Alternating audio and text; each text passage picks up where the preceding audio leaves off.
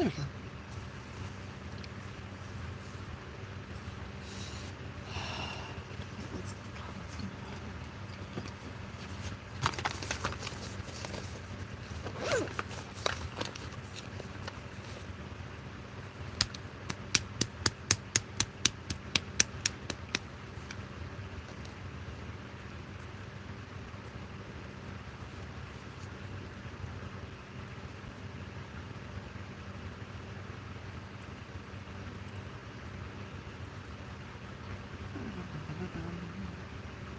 Such a different color. Why is it so different?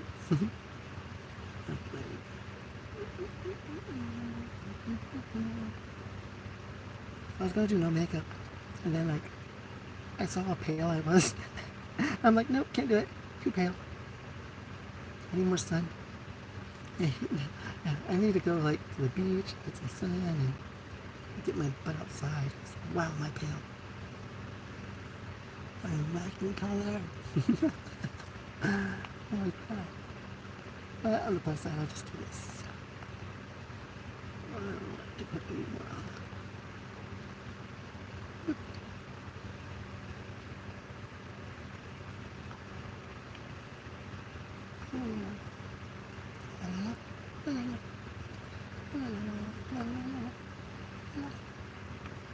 Alright, so I'm talking about anxiety, and yeah, looking at myself without makeup, being on camera, gave me some intense anxiety.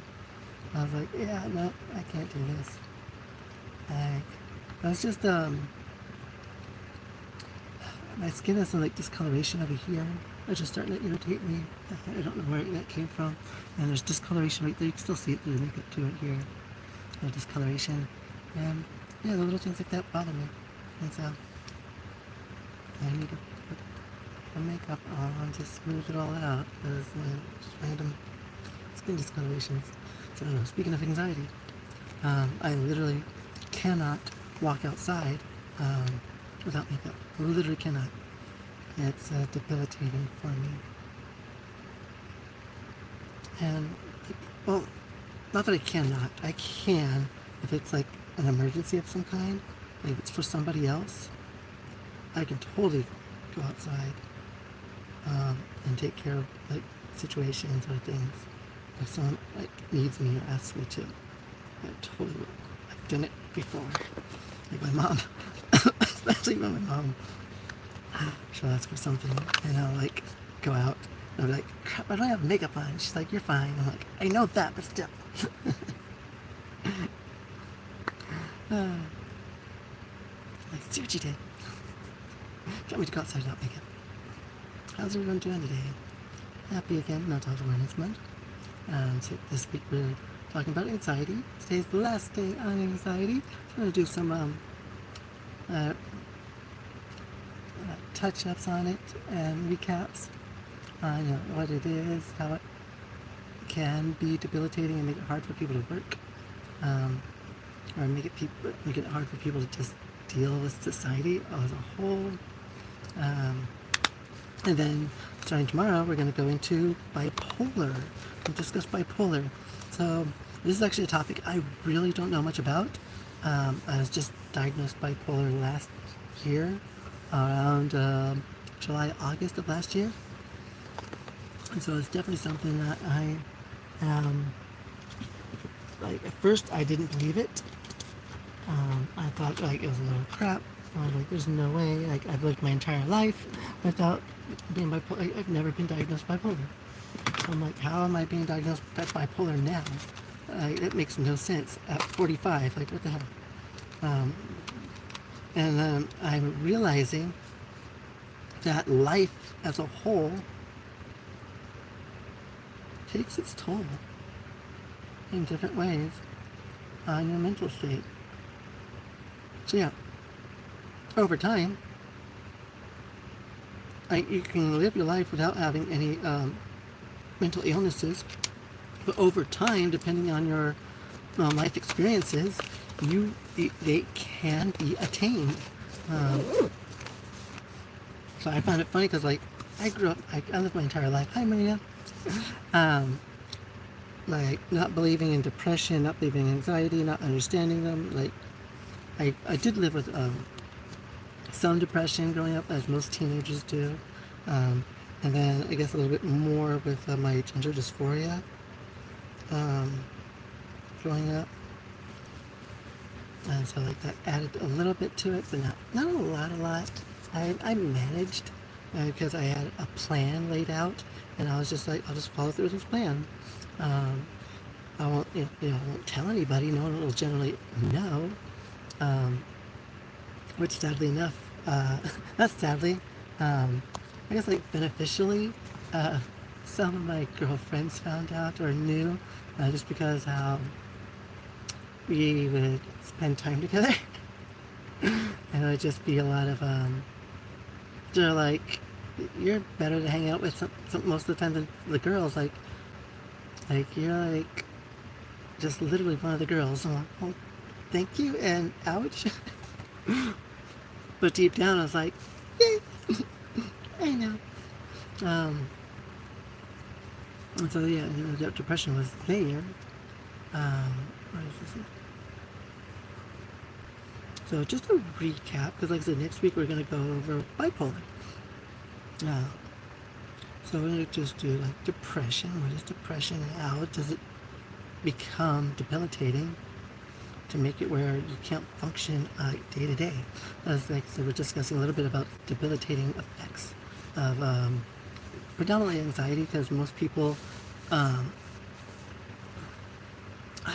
no, never mind. They're both really bad. Well, I'll get into that next month, or next week with bipolar. Hi, Augustine. What's up, love? So basic, simple rules. No harassment, no spamming, especially no spamming. No bullying. Try to keep it PG-13. Like there are times when the topic does sway outside of PG-13, just because the fact that we might be talking about alcoholism, since it's about mental health. We're talking about anxiety, depression, and like other isms, I guess, like just kind of like addictions in a sense, lie along the line of mental health conditions.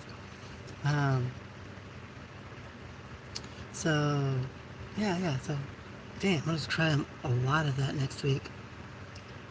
Next week, hopefully I can stay on schedule. It might be really, really difficult because I'm heading back to Vegas, and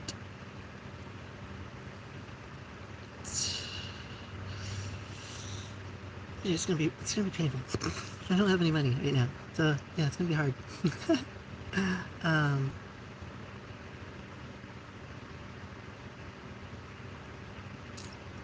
For the most part, I'll be okay.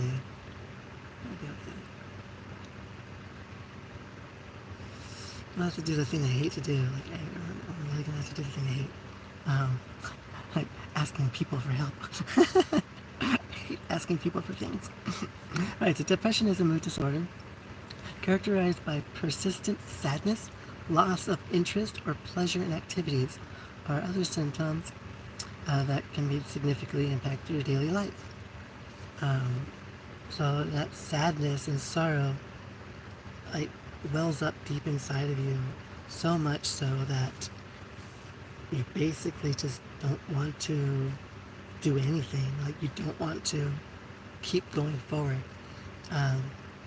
Those are the kinds of things where it's extremely hard, right? It's painful to deal with situations, and when you feel like there's no point and there's no positivity or like beautiful outcome or anything like that. Like everything is just sorrowful. It's the end. It's like nothing's there.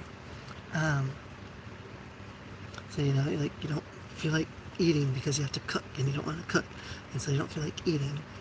You don't want to go outside because you just don't feel up to having the sun on you, and like you just don't want to be out in the daylight. So you don't want to go buy food. Or maybe it's a lack of funds, so you don't want to buy, you can't use Uber or DoorDash, and so like that adds more to the depression. Like there's generally something that you could try to figure out what the cause is, and try to work around it and move past it. But a lot of the times, people who suffer through depression can't. And so like, they generally need that peppy pill to help them get through things. Anxiety now, on the other hand, is the exact opposite. Anxiety disorder is the fear and uncertainty.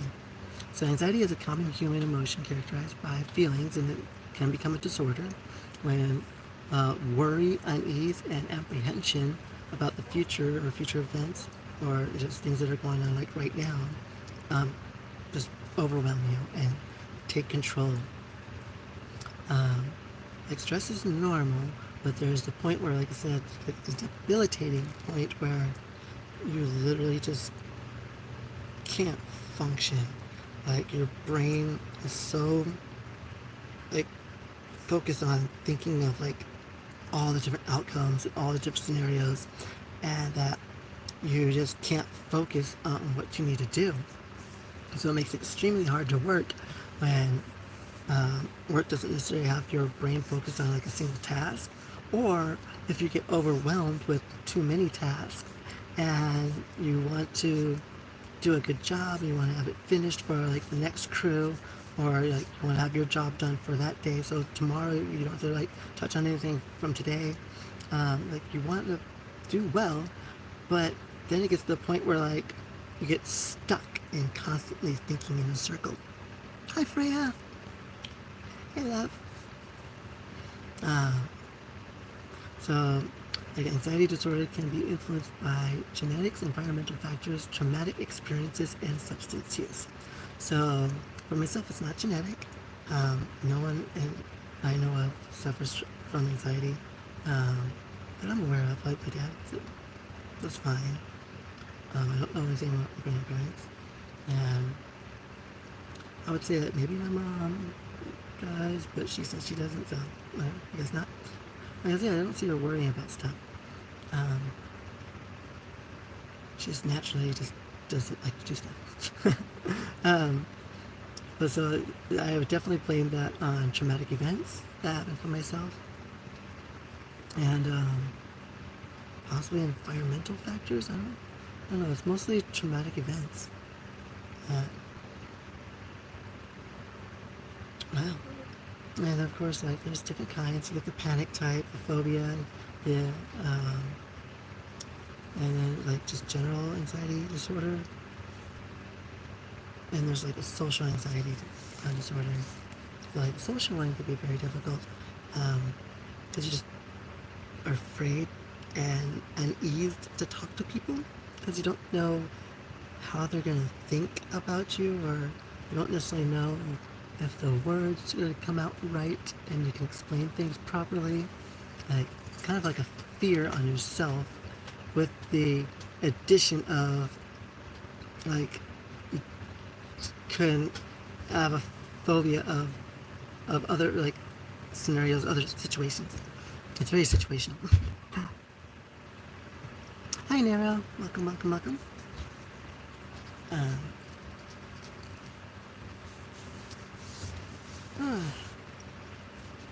And so, what makes it debilitating is the fact that it doesn't stop.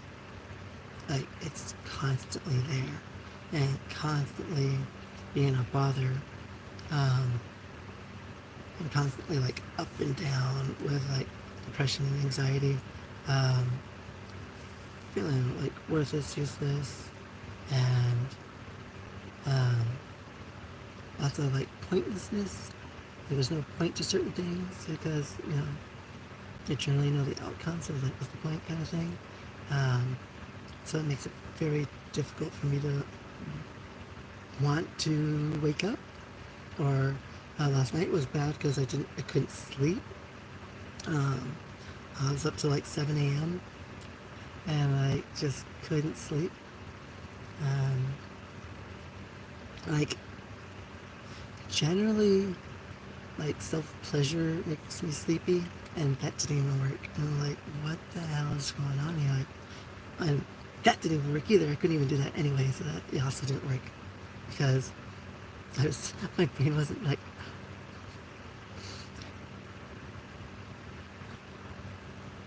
It was difficult. It didn't work. So like I just really couldn't sleep, and I was like, do I still have my drink? I'm thirsty. I'm talking and I'm thirsty. I need to fill my cup. And then I have, for me, and for a lot of people who suffer with ADHD, or suffer with anxiety, have ADHD. That's what I was kind of getting to. So they have like attention, disorder, and so part of the anxiety, again, like your mind's racing, also throws in ADHD, where you just can't focus in general. And when you have all these factors, where anxiety is getting to be debilitating to the point where it makes it hard for you to be in a room of people, makes it hard for you to talk to people, and then you throw in ADHD where your focus just can't stay focused. There is no focus. Like Jackie Chan says, right? Your focus needs more focus. And the Karate Kid, your focus needs focus. So yes, my focus needs insane focus. It's not gonna focus because I can't focus. And like I said, just using my experiences, but I do know like my experiences are extremely similar to a lot of people that I've come across. And my therapist says like these are all very normal experiences. And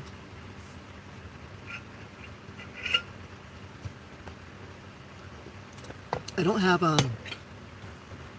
I don't do addictions, but I do like, along with my depression and then the anxiety, like I just don't want to feel anymore. So I do have issues with substances, so that's why I prefer not to take medication, because I tend to want things to just shut up, and so I tend to overdo things, which is dangerously bad. Which is why I opt out of using medications, and I try to utilize natural ways to overcome my anxiety. And hey, Aprilly.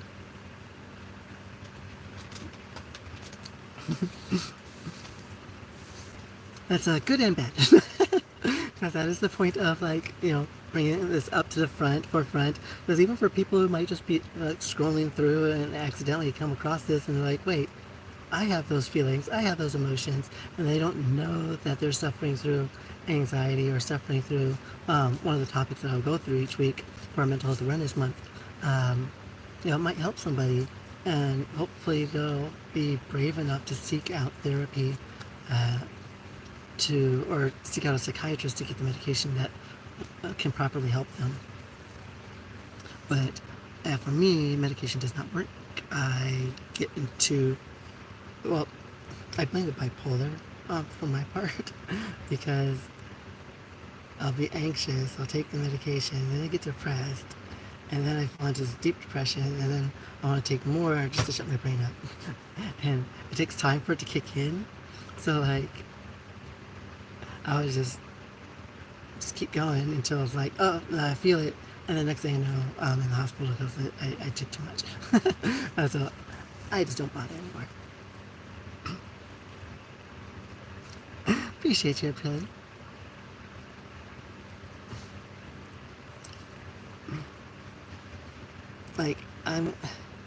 I'll always look up things like maximum dosages and be like, okay, so that's my safe zone. Do not pass that maximum dosage.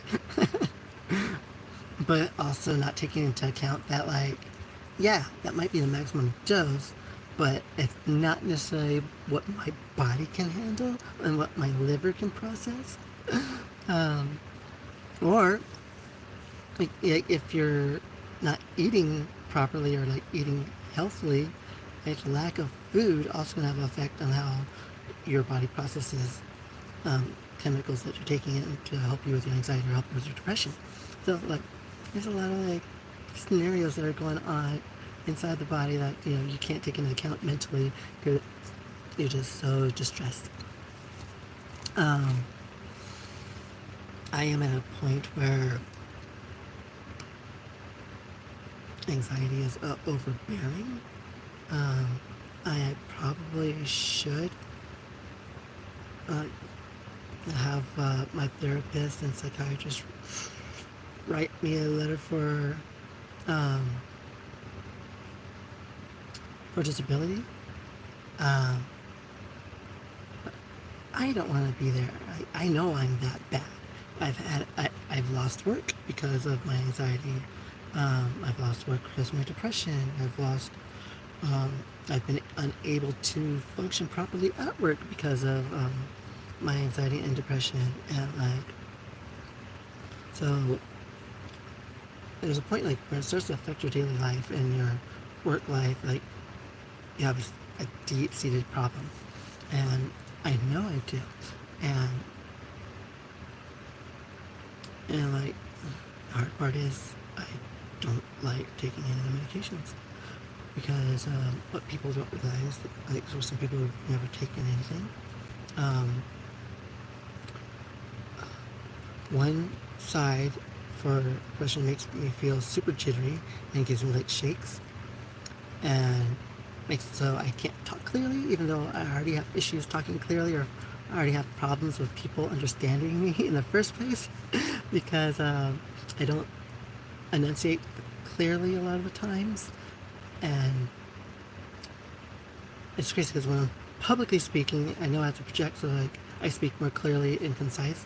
When I'm here, and especially in the space, I try to talk quietly, and then when I'm talking quietly, nothing comes out clearly, and there's times where I talk too fast, and then all of that just comes out as just mumbled, like jumbled gibberish, and yeah. And then the other side too, for anxiety medications, it does that.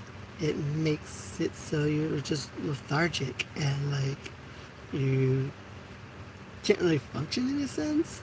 I know for me, I couldn't like talk clearly. My mouth was like wouldn't move. My brain felt really, really foggy. And yeah, so I just don't like using any of it. I don't like those feelings. I don't like losing control of functions. I was like, I don't know, something they gave me where I was like, right hand move. I want to move my hand. I want to get up and go for a walk. Why can't I get up and walk? Well, brain working? I was like, not pleasant, not fun. And then that throws me into depression because then I can't do anything and I'm just getting depressed. And it's like, those things are all bad. I don't appreciate any of them.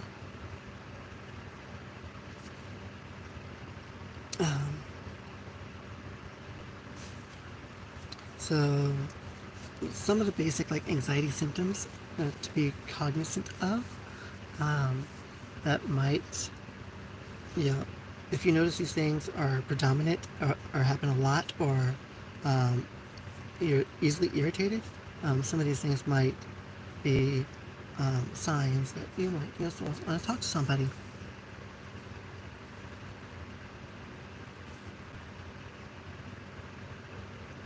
Shelves in the kitchen. I'm pretty tall, but I'm also a woman, so most women, like, I'm not a very dominant woman, so very much so just a, I guess what they say, like the catcher, receiver person or whatever. I take all the goodies. I don't have any goodies to dish out. So feeling restlessness or on edge. So again, constantly just like worried, at unease, irritable. So being easily irritated or being irritable, um, like that one gets me at certain times. I can be easily irritable on lives because generally I'm talking about a topic or a subject and people take me off topic, and don't pay attention to the subject matter. So that kind of bothers me, and so that does get me irritable. Um, so we got Porky down here, who's disrespectful. Love you, Porky. Just teasing you, using you as an example. Porky's been here before. Porky's not new. Getting tired easily. That's a bad one for me. Like, I just, and the reason why you're able to get tired so easily is because your brain is constantly working. So generally, you should be able to get tired. And so you get tired, but then you still can't sleep because your brain won't shut up. It's the worst. Having difficulty concentrating or feeling your mind goes blank. Yeah. See, I don't. Yeah.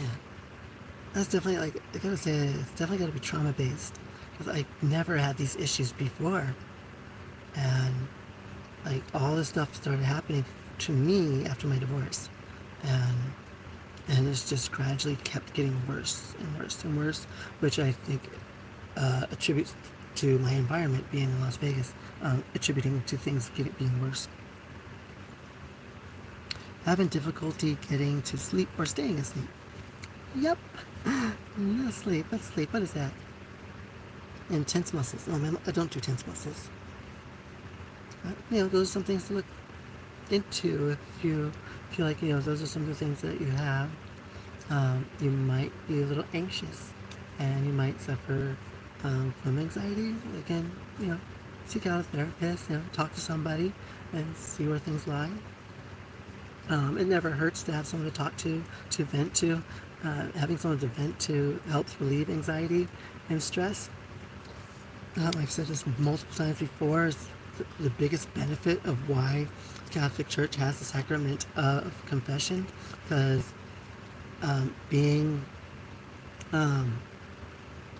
absolved and forgiven for things that are stressing you out, or being able to just vent to somebody, really relieves stress, and it helps relationships last longer when you can talk to your spouse or talk to somebody to help you process some of the things that are going on in your head.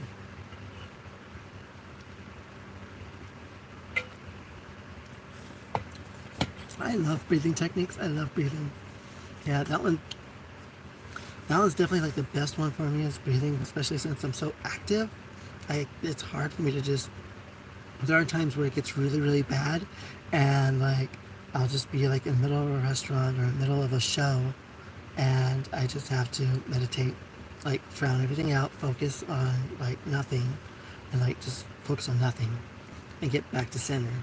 I have had to do that a few times, but for the most part, again, since I am really active and out and about, like I do focus more still on the breathing techniques, just slowing down the breathing, steady. One of the techniques is, breathe in for 1, exhale for 1, breathe in for 2, exhale for 2, breathe in for 3, exhale for 3. The nice thing about that one, it makes you focus on something else, so it's utilizing both sides of your brain, so you can't think of anything else. So it relieves your anxiety because you can't think of the stuff that's keeping you anxious, because it's using both sides of your brain. So that one's a great one. And then usually, like, you can go up to 10 if you can breathe that long, up to 10. Most people will just go up to 5, and then exhale, and then you go down from 5, and then you do 4, 3, 2, 1, and generally by the time you get back to 1, you should be nice and back to center. You should be like calm and less anxious and less worried, hopefully, for most people.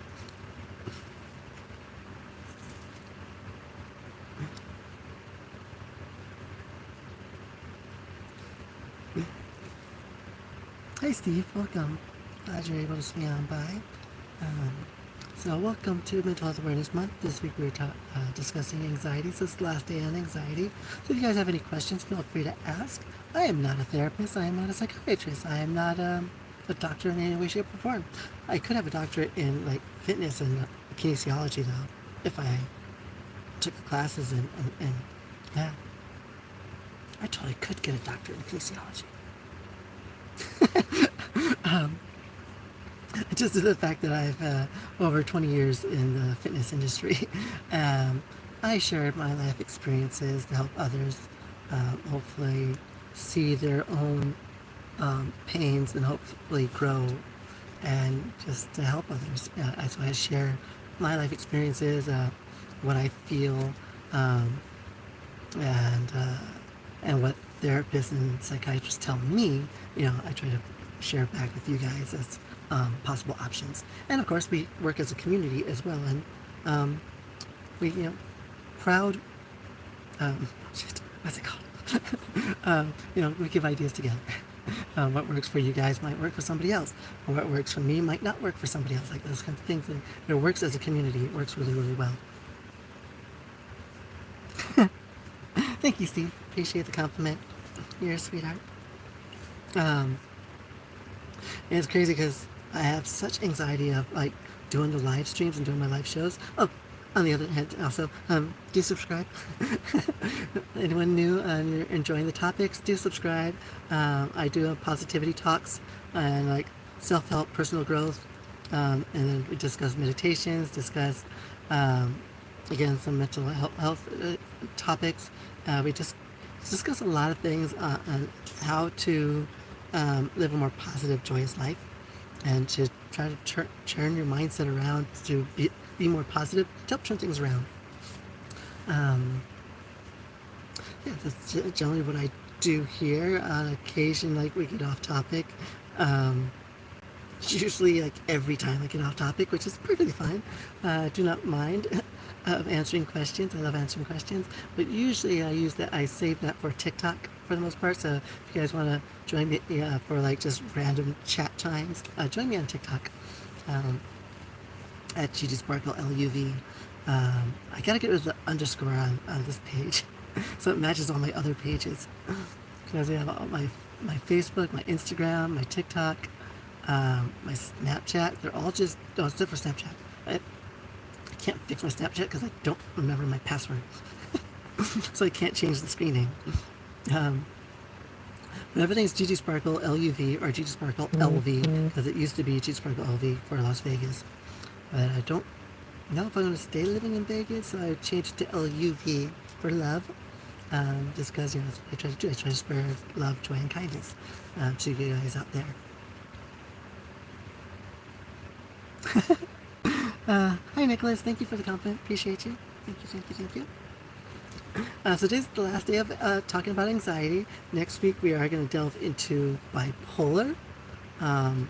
So ideally, as a whole, like in a nutshell, bipolar is someone who has debilitating depression and anxiety concurrently, like at the same time. They go back and forth. They hit you at the same time. For most people, that's not normal. Most people cannot feel depression and anxiety at the same time, and most people don't live feeling anxiety and depression at the same time throughout their entire day. I do. It's crazy because I never did before, and I know where it stems from. I know exactly where it stems from. And I just can't erase that event, and so therefore I can't erase how I feel anymore. So I just cope. I deal. I do fairly well still. Like it can be worse. I guess it can be worse.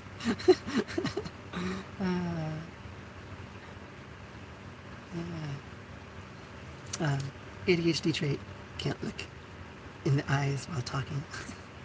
FYI, so you notice somebody, it's not because they're distrustful, it's just because they're untrusting and afraid.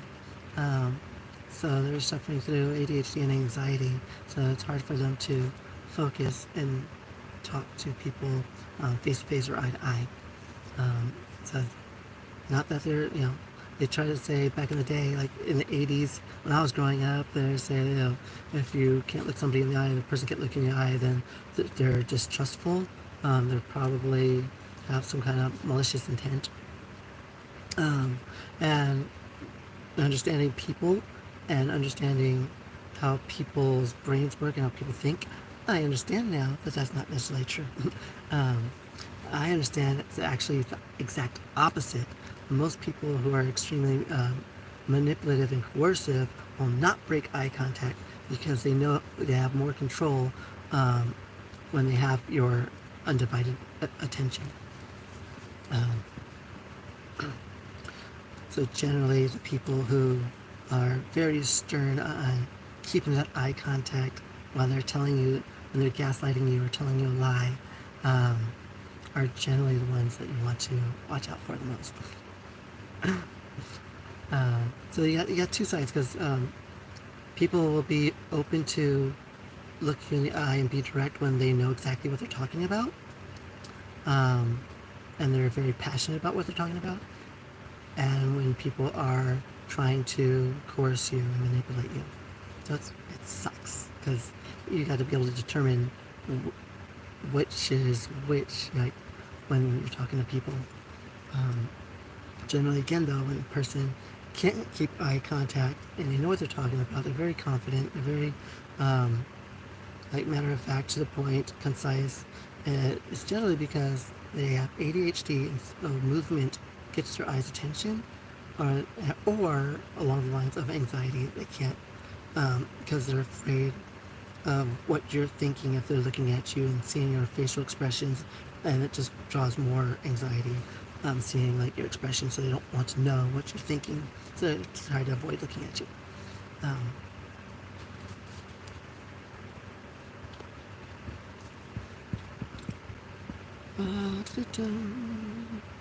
don't think so. There are some physical symptoms that go with anxiety. So heart rate, rapid breathing, sweating, muscle tension,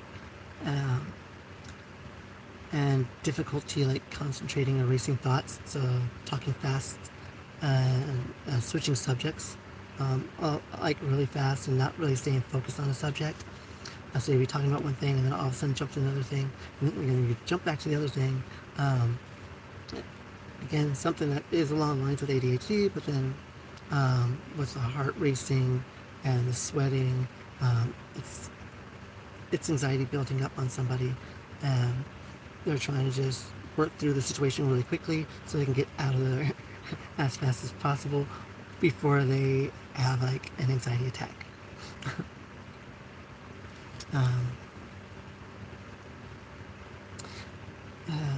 So there are, so various treatments. I think we discussed a lot of things that help out with anxiety, like kind of the main things. There probably are other techniques out there in the world, but for the most part in the U.S., they focus on coping skills like breathing techniques, and meditation. And then also the last one would be like medication treatment. That's generally like all they do in the U.S. They don't really discuss much anything else. I know I have pointed out self-care is really critical and important to help, because when you feel good about yourself, so like taking that shower, doing your hair and makeup, putting on like clean clothes, and when you feel good about yourself, then the anxiety doesn't take hold as strongly for most people. Not all, but for most. So self-care is very important for some people. So again, getting your nails done, getting your hair done, going to the movies,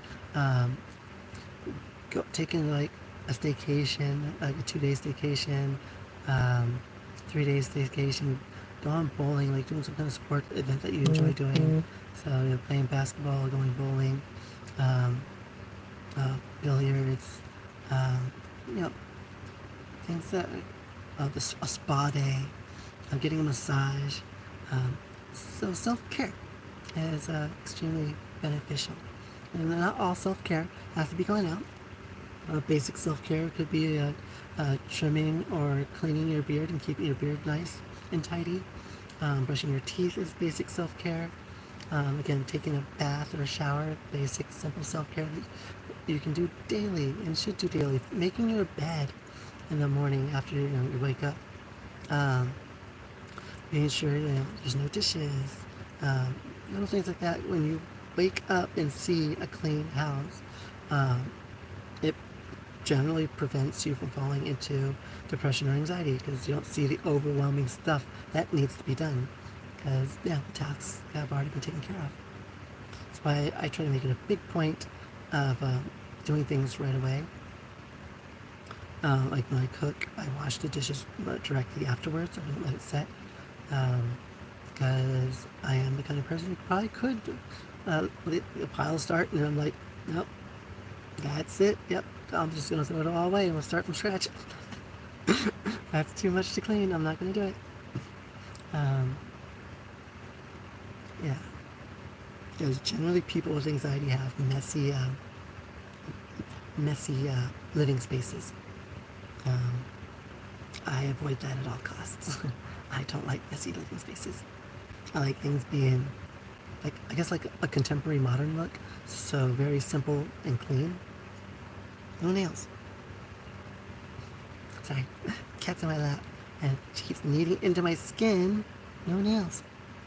No nails. Thank you. No. Curl those under. Keep those curled under on you. Keep your nails off of me. Are you serious? What is up with that? That doesn't feel pleasant, love. I do not like it, Sam I am. I do not like nails in my skin. Ow! I do not like the kneading of the kitty cats. Who likes their cats kneading on them? Anyone?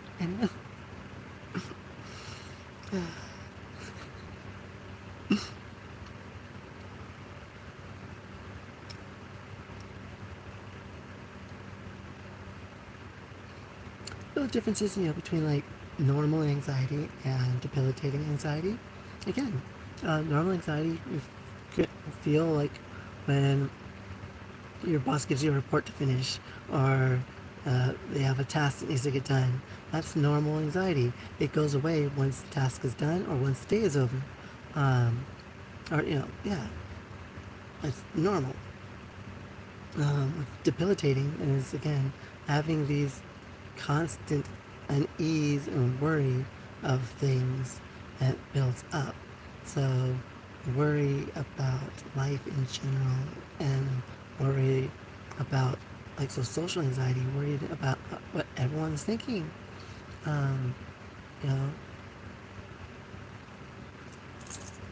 It sometimes makes it hard for you to even like people because you just don't feel like, or you're too awkward to fit in, I guess. So it makes it hard for you to get a connection with people.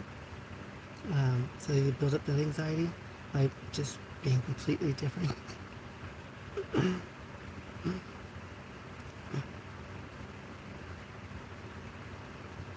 Ow! Cat in your nails, please. I get anxiety every time the cat comes near because I know it's going to scratch me. That's kind of like normal anxiety. Jeez.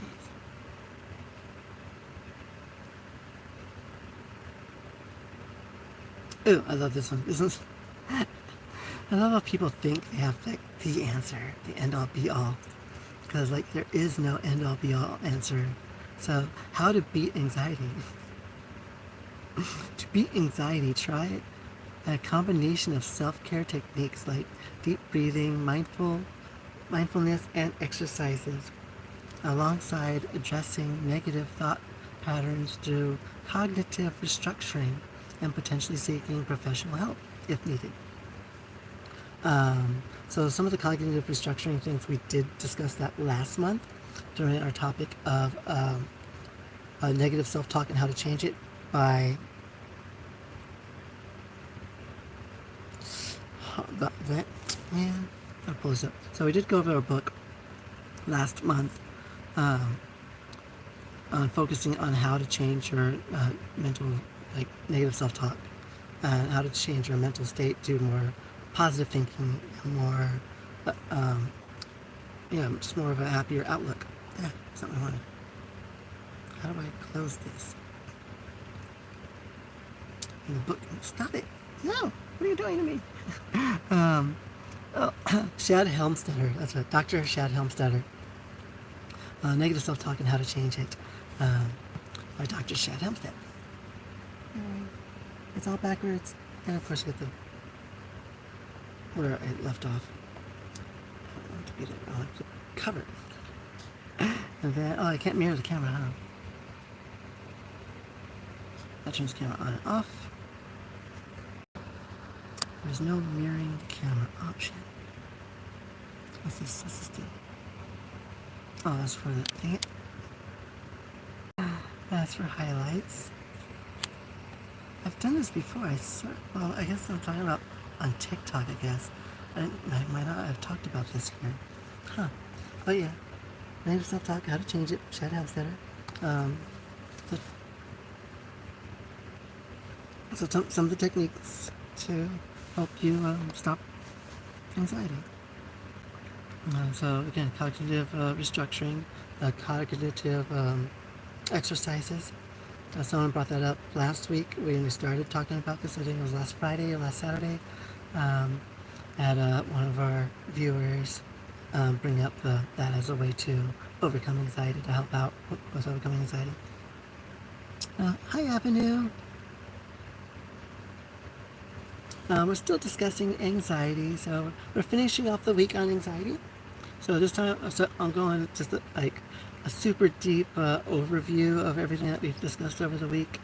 And then tomorrow we're going to start discussing bipolar. So starting tomorrow, we're going into bipolar. And then I just realized that I'm probably going to cram a lot into the last week because I totally missed addictions. Totally missed addiction. And my plan for the last week was going to be a trauma and post-traumatic stress. But yeah, I got to add in addictions, and there are other mental health conditions that I'll probably look up some other things and probably just go on to a daily for the final week of May and just do like daily topics, because there's a lot of there's a lot of mental health things that need to be addressed.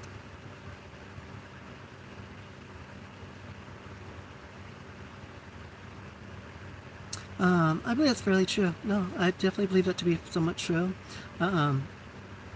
But anxiety also comes with the high stress of work, so some people have a purpose.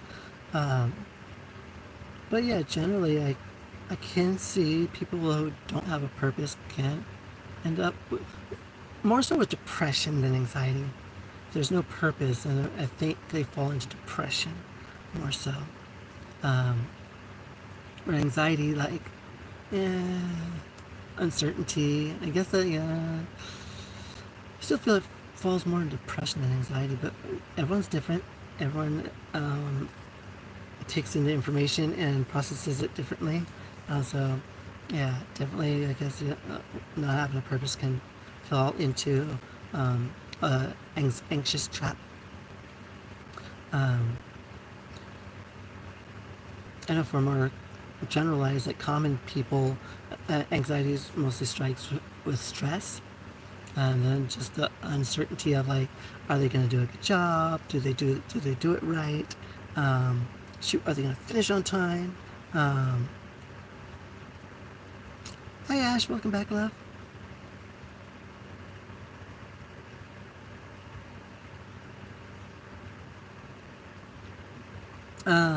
I kind of disagree. Um, so, so we had, what's this, Avenue? We are built to achieve, and I don't believe in failure stress, but lessons. That's really good to be on that page. I used to be there when I was in my 20s as well. Like, I had no clue what anxiety or depression was when I was growing up. It just wasn't part of my vocabulary. It wasn't a part of my thought process. I had my dreams, I had my visions, I had my goals, and that's all that mattered. Now that my dreams and goals have been shattered and annihilated, now I have depression and anxiety. So for me, I gained it through traumatic events. It wasn't there innately before. Like, I never had any issues. I never worried. Like, if there was a worry, my idea of dealing with worry was solve the problem, find a solution, uh, get it done. There's no reason to worry. Like, there's an answer, you could fix that. Now it's like, well, can I fix it? Like, really? Do I want to? And so, like, then it gets into, for me, like, I suffer bipolar, so I'll discuss it tomorrow. But I get into, like, yeah, that depressive, anxious state. And it's like, let's see. Yes, Aubrey, I remember. It's changed to Ash, but I remember you, Aubrey. Yeah, call you Ash. Okay. Definitely can do. They, them is perfect. I love they, them. It's like the easiest, like, pronouns to use for, like, everybody. Like, so, that's the best ones. They, them is like the best pronouns.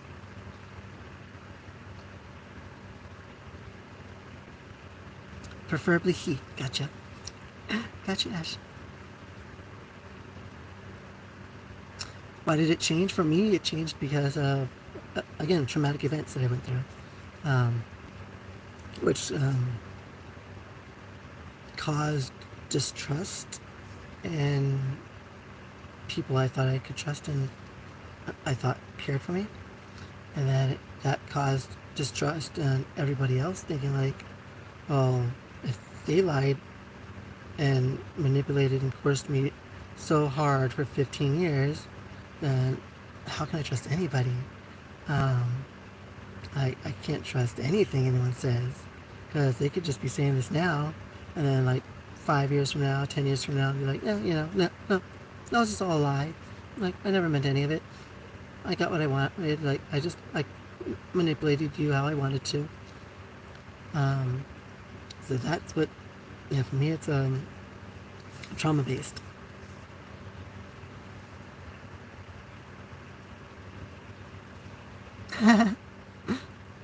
Oh, no, we're talking about anxiety. Sorry, Ash, yeah, we're on the anxiety topic.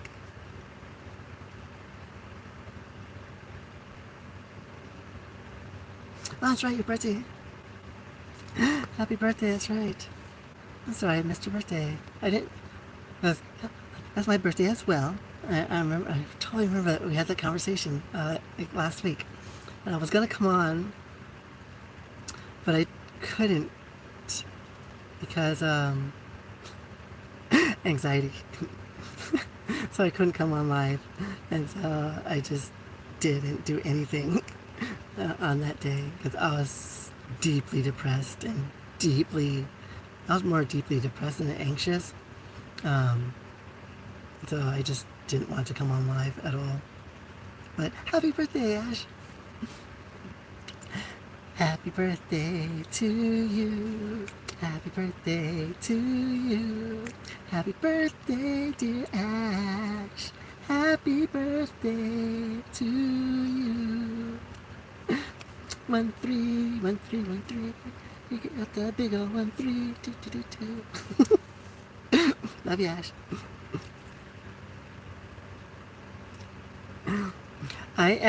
So I celebrated my 18th, 28th birthday. So forever 28. I don't age. Yeah, I have the Fountain of Youth. I am forever 28, and I celebrate my 18th time being 28.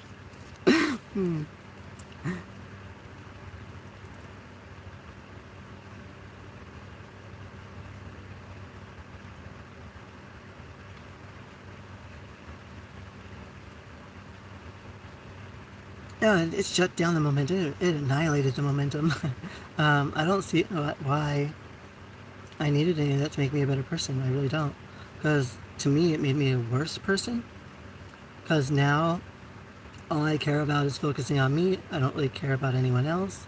You can be a part of my life, but you're not gonna be like, I'm not gonna be there to like keep you in my life, kind of thing. Like, it made me worse. Honestly, like, it did not make me a better person. It did not give me peace and positivity. Like, I don't want to live with anybody anymore. I don't want to have relationships with anybody anymore. I don't want anyone in my life anymore. I don't trust anybody anymore. And like, I stopped wanting to do anything that I had planned up for my life up to that point. Like, I gave up my businesses. My businesses are just there. I haven't renewed the majority of their business licenses, so technically they're about to be defunct. I honestly don't really care to do fitness industry anymore. I just do it because it's easy. It's just what I know. I don't even have to think about it, and I can talk about it.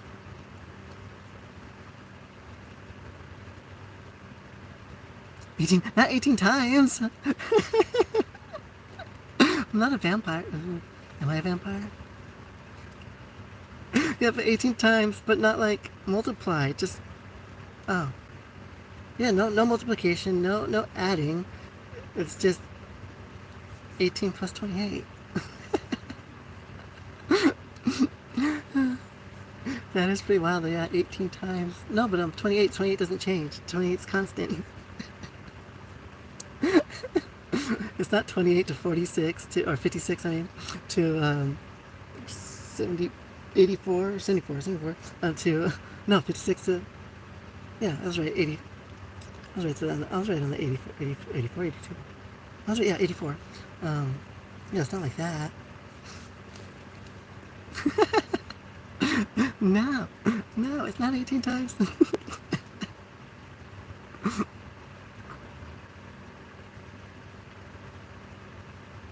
No, it wasn't the internet at all. Like, the internet allows me to be more giving and caring and less selfish because I do these live streams to help others deal with their trauma, to help them deal with their stress, and help them deal with their anxiety, depression, giving them coping skills and ideas that can help them grow, like books to read that can help you improve your mental state, books to read to help you improve your methodology on manifestation, cooking skills, like basic cooking skills. I like sharing my little, I like doing the little cooking segments and doing the basic cooking skills.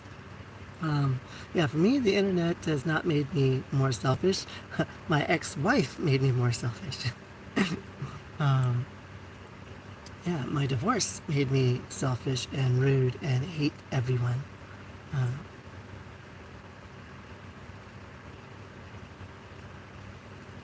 And then other life experiences afterwards has made me, but now I realize though, yeah, Las Vegas people are just assholes. Because being back here in California, I can see like people generally are kind and do care. Way more than like the people in Vegas. People in Vegas are generally just everyone has like a hustle or trying to take advantage of you in some way, shape, or form. Like, nobody genuinely cares. They have an ulterior motive. Like, everybody has like an ulterior motive.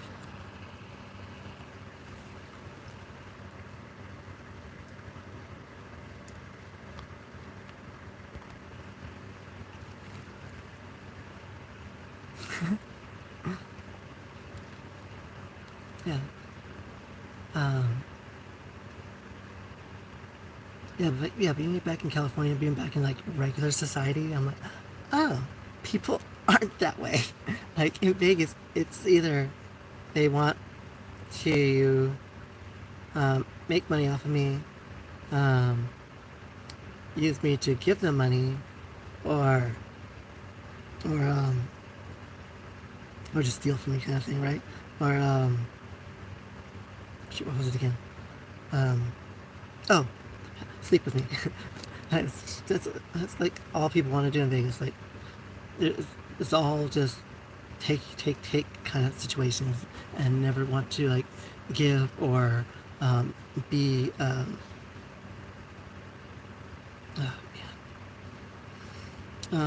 reciprocal in anything that they do. Like it's no give and takes, no sharing. It's no um, selflessness. You know, they don't do things to just do it. They do it because they want some kind of outcome. They want something back in return. Um, People get freaked out at me for doing things just for that, just for being, just to be kind. Like people don't want to owe me something. I'm like, you don't owe me anything. I'm sorry, I'm not keeping a tally over here of all my good deeds compared to what you're doing for me. Life doesn't work like that for me. I'm sorry. Um, but in Vegas, it's how everyone thinks. Like, someone's like, oh, shoot, I need gas money. I'm like, oh, I got you. And I'll give them like $10 for gas. And they're like, no, I can't. I could never pay you back. I'm like, that's not the point. You need something. I have something that I can give to help. Um, that's it. That's the end of it.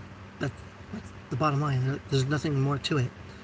And they're like, no, I don't want to have to owe you. I'm like, you don't owe me anything. I'm doing this because like I want to. I'm not doing it because like you're forcing me to, or putting me in a contract. Come on, no, it's not. No, why? No, life's not like that. Stop it.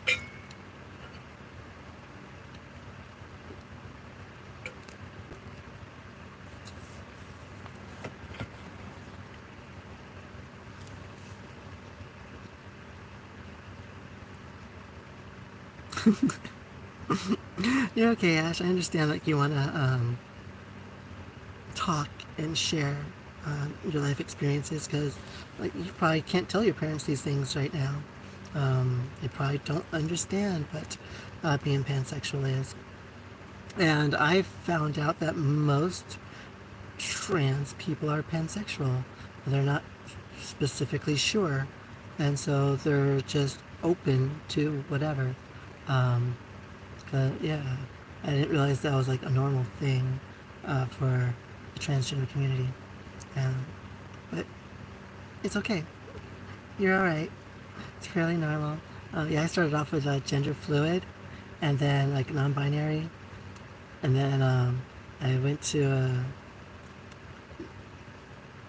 yeah, I started off like non-binary, gender fluid, and then like I just couldn't do the bouncing around anymore, and like the fluidity. I was like, wait, my kids told me to stop lying to myself. Like living as a guy, like, or a male, the man like still is lying to myself. So I can't continue to do that. Especially since like the majority of the time, um, whenever I was going out anyway, I was in a dress or heels, or like non-binary looking, androgynous. And I was like, you know what, I gotta stop this. And yeah, I started, I went for the hormones, and then yeah, did my life change. And I've been, we're almost coming up on 3 years, 24/7 female. Started in July of 2023. 23 or 22? What happened to 22? 22.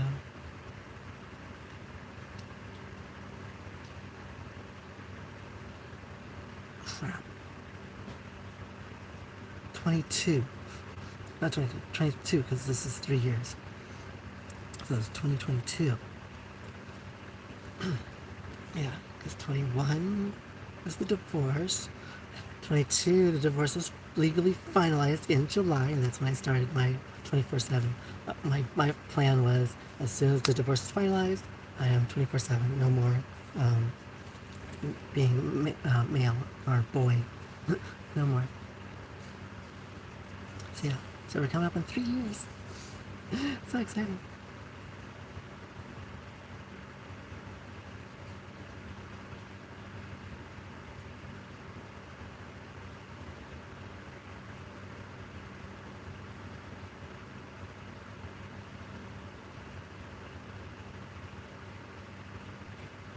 Um, I'm guessing you meant to say homophobic, not homosexual.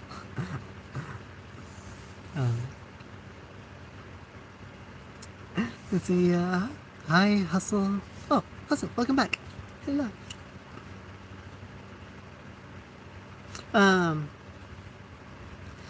what my oldest did to test the waters was have a friend who is those things and be like, hi, this is my friend. They are non-binary. Or they're my bestie. And like, and seeing how your parents react to that and seeing how the conversation after your friend leaves goes to see if you're able to open up more and let them know that you as well are non-binary, part of that umbrella of gender fluidity. It takes baby steps. Like that's what my oldest did to me when they were 12. And I was like, I saw through what they were doing because of how close they were together and holding hands together when they told me. I was like, oh, I see what's going on here. Okay, your friend's non-binary, and she's your best friend. Yeah, I see what's happening. Because like kids are like, it wasn't just like they were just next to each other telling us. They were literally like holding hands and then like expressing and hugging each other. Like they were more than just best friends. And I could tell by the way my oldest tire started to change. I was like, oh, you are also wanting to present non-binary. I could see this. You're okay. Do whatever you want. You're fine. Like every time they wanted their haircut, I was like, got you. I would cut their hair. Every time they wanted different, like new pants, I was like, oh, got you. Let's get some new pants or t-shirts. I was like, oh, let me get some t-shirts. Yeah, they were very non-binary.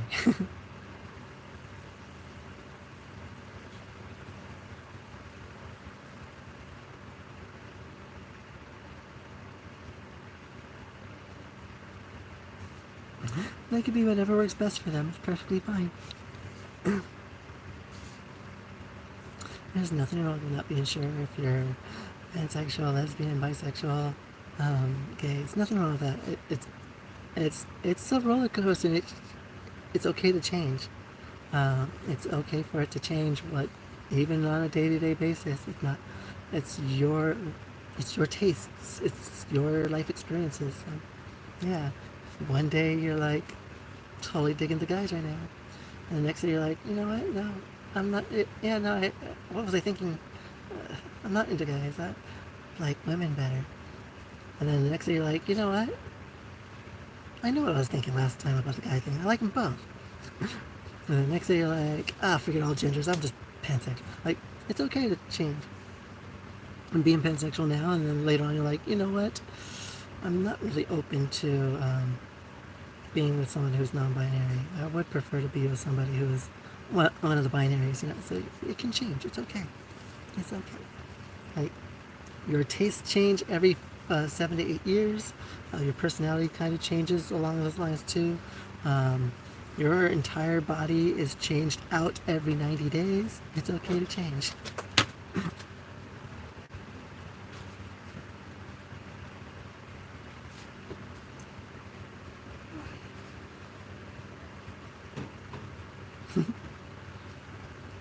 Oh yeah, that's an extremely normal experience. That's an extremely normal experience.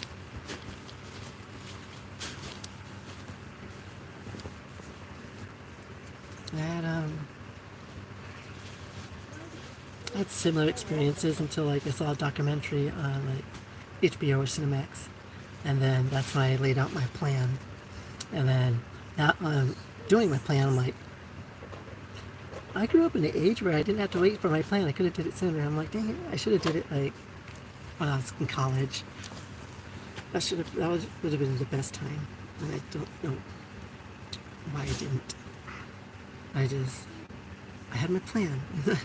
I'm stubborn. I'll stick to my freaking plan. And I'm content because, like, due to the fact that I stuck to my plan, I was able to have kids, and I'm happy that I have my little monsters. My plan worked. But I did want to have kids, and I knew if I did my transition, I would not be able to have kids. So I had to wait.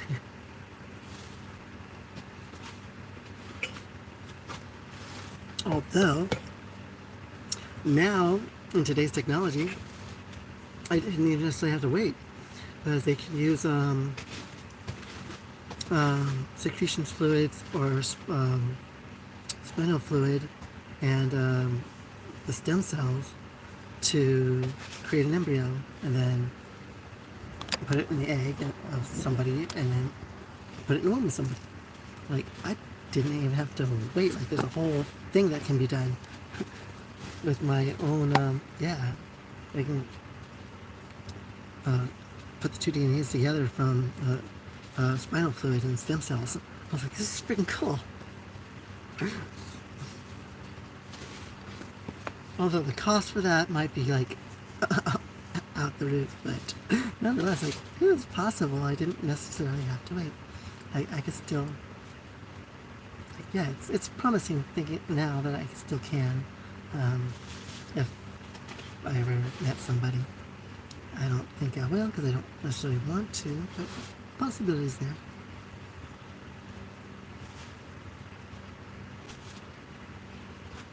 See, it's kind of nice that you do all these things, but you shouldn't necessarily think of them as masculine. You just think of them as you. I hate how people put certain things as like masculine or feminine traits when they're just activities. Like, activities shouldn't have a masculine or feminine trait assigned to them or associated with them. It kind of sucks that society's still on that page.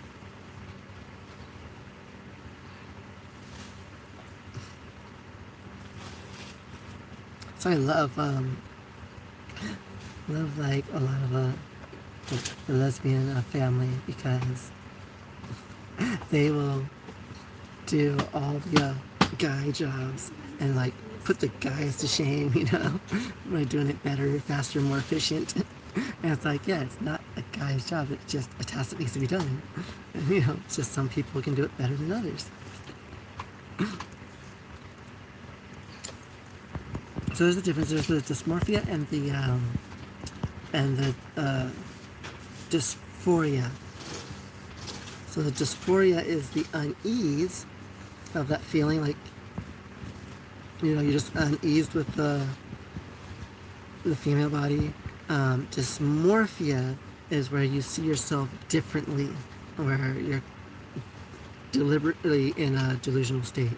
So dysmorphia is a mental condition. Dysphoria is not a mental condition.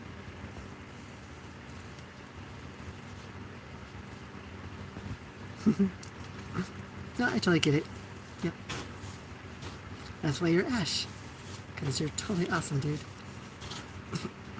Yeah, so like dysmorphia is kind of along the lines of you see yourself as overweight and like fat and obese, but reality is you're 90 pounds, you're underweight, you're actually underweight, but your dysmorphia sees worse. You know, it sees you as being overweight and obese. Another thing of dysmorphia is like you might see yourself as being too weak. So you hit the gym out really hard and lift weights really hard, and no matter how like much weight you can lift and how bulky you are, you're just like, no, I'm too skinny, I'm too weak, not gaining enough muscle, I don't look right. Like, that's dysmorphia, where you don't see reality, and that one, again, is a mental condition. Where dysphoria is just the unease and unhappiness of the body you have. Like, you know exactly what's there, you know exactly what you have, but you're just unhappy with it. So it's a gender dysphoria. And anyone has gender dysphoria. Like, women have gender dysphoria because maybe one breast is lopsided compared to the other one. They have dysphoria. Sometimes they have dysphoria for not having the hourglass figure. Men will have dysphoria because they're skinny and they don't, they don't have like the pectoral shape and the big arms, or they're kind of, the dad bod look at like 13 or 14. Like, they might have, dysphoria. They're unhappy with what they look like. I didn't mean to say 13, sorry. I didn't mean to, I'm just saying, like, it's a generalization. It happens to everybody. Cis and trans both get gender dysphoria.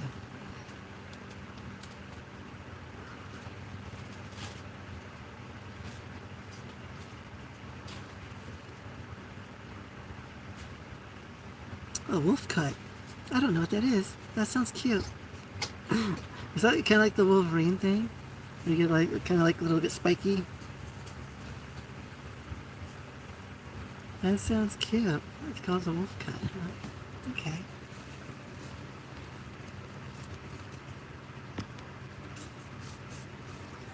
So tomorrow, shoot, I do apologize. I actually might not be on tomorrow to discuss the bipolar topic. My mom's going into surgery tomorrow, and so I might not be able to be here and do the live stream or the live show, because I'll probably be either like in the hospital or here, being sure things are okay. So yeah, I totally just remember that, so I might not be available for the show tomorrow. So I do apologize in advance if I miss you guys tomorrow. Just know I'm preoccupied with my mom. I should be able to get back on TikTok in the evening. So if you guys don't catch me on YouTube, you can catch me on TikTok in the evening. Hopefully I'll be able to get on TikTok on that night, tomorrow night. But yeah, I do apologize if I don't make it for the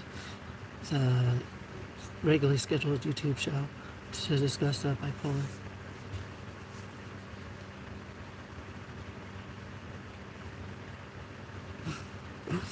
That's what I figured. Yeah, kind of like a layered poofiness, like a dog would have. A big shabby dog, shabby, yeah, shaggy shabby dog. A fluffy dog. A fluffy.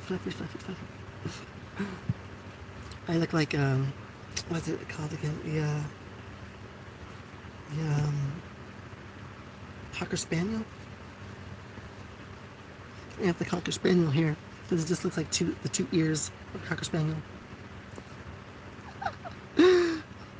Just call me Lady from Lady and the Tramp. I got the Cocker Spaniel. There's my ears, my fluffy ears, flopping down. I got a doggy haircut too. Alright, it's gotta go back up. This is like, oh my gosh.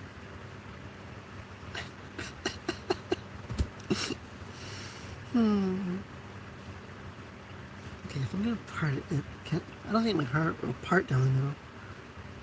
It's gonna go crazy on its own. Okay, it does. Oh, cool. Cool.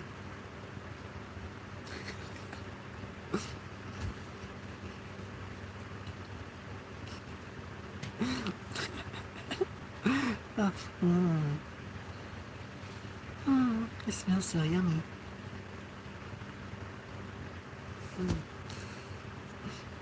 I don't know what shampoo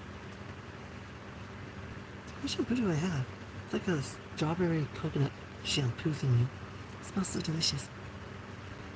Mm. It's so this body wash. It's Cabana Days by Bodycology, and got it at Walmart, of course. And it's coconut, banana, pineapple. I love the way stuff smells. It smells so good. It's like, it's definitely a me smell.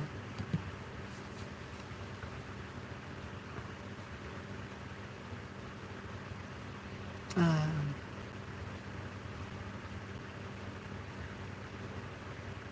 yeah, I'll check out. Let's go. Wait, I'll check it. I have a tablet. Well, it's funny because, yeah, I went to not Kinesia, I went to, cosmetology school, and like, back in the day, wolf cut was not a thing. So it's kind of like interesting. We had pixie cut, A-line, of course you had the long layers and short layers, and why isn't this working?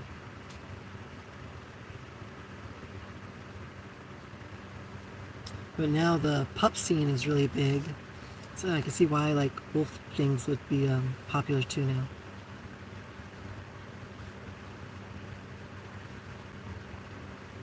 Oh, no, yeah, that's not okay. I see what that is. So, yeah, okay, that's funny. They call it a wolf cut now. Okay, okay. That's a back in the day we called that a shag cut. It was a shag for boys. It turned out to be like a mullet. For women, it was a shag because you still had the sides long. For guys, the sides would be a little bit shorter. But the sides would still be long for women.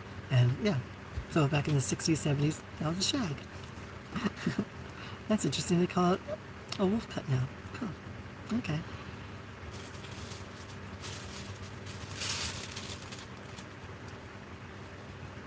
I can see how it's very boyish here. What's that? I didn't want to open that. I didn't want to open. There, you see how very, very boyish this one here. That's interesting. Yeah, that was also like shag and like the boys grunge look was like a grunge hairstyle in the 90s, and then it turned into emo hairstyle, and then now like I said, the pup scene is huge, and people being into oh shoot, what's it called again? Being into like scalies and pups and cats kind of thing is super popular. So I guess now they name the hairs after the different styles of things that people like. That makes sense.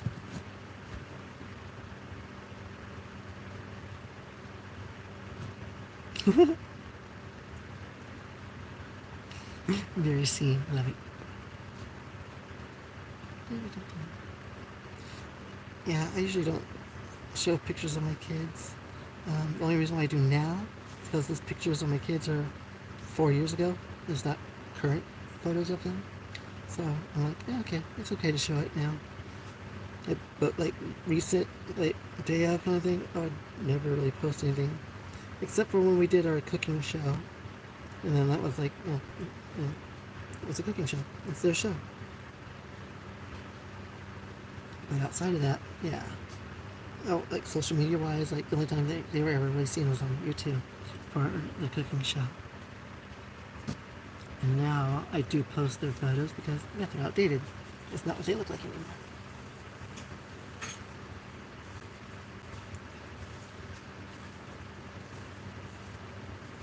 So I totally get not showing your face.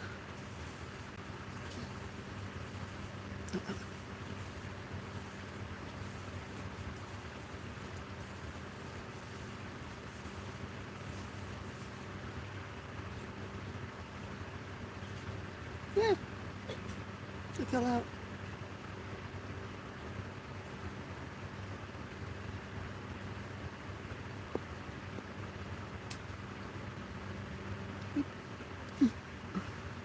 Get a little button. I've never done that before. Question. Maybe an answer?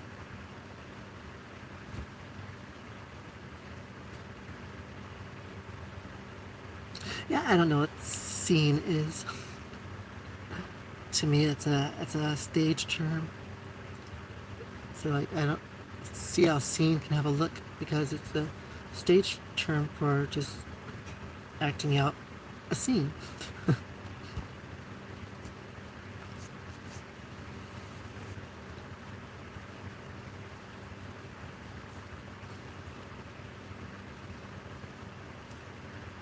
Okay, we are at the hour and a half mark, and the chat is really quiet.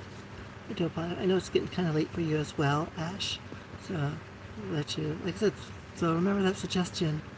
Try having your friend and talking to your parents about your friend's identity, and see how they take it, to see if it's safe for you to open up to your parents. If not, then you might have to just stay sheltered and closeted until you're 18 or 17, and just, it's unfortunate, it sucks that, more people aren't loving of their kids, and they're so controlling and biased of their own children, and they don't let them just be. But it's whatever's safest for you. So try that out, see if it works, see the reaction. If the reaction causes negative dinner talk later on, or just unease and uncertainty and thinking that it's weird and not normal, then maybe you just hold off on opening up.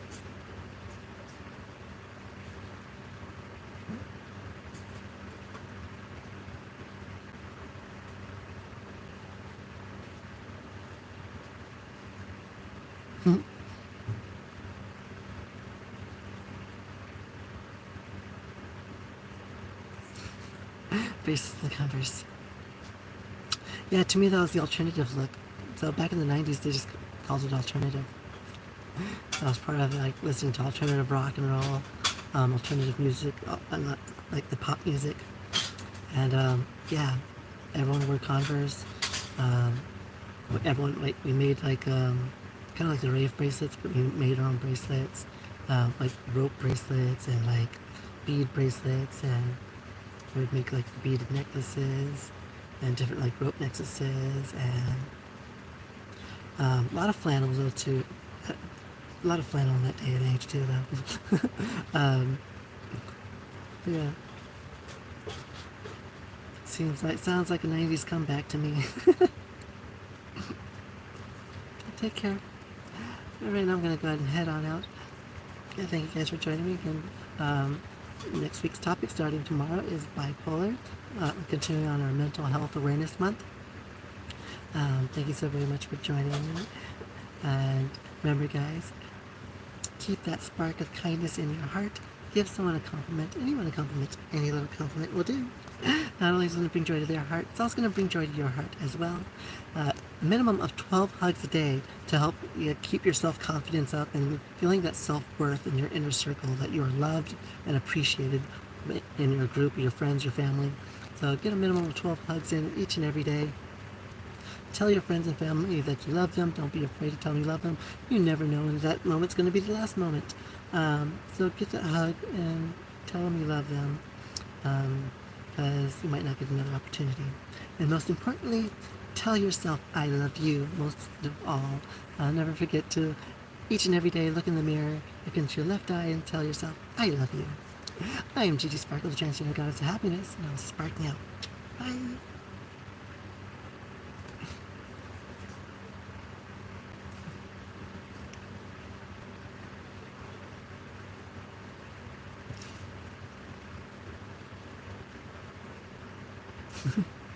You're welcome.